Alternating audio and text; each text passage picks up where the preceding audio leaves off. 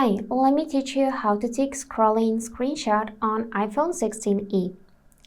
For that, we need to open any app in which we can scroll first. For example, Safari.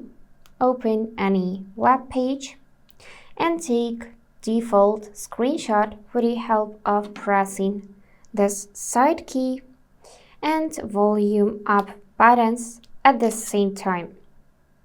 Now we need to tap this small picture, which is our screenshot. You can immediately adjust it, you can draw something on the screenshot, but to take scrolling screenshot, you need to switch from screen to full page by tapping it. Now you'll see the slider which you can drag down to find information from the whole web page. So to save it, just click this arrow and now scroll a bit down and choose Save to Files, like that.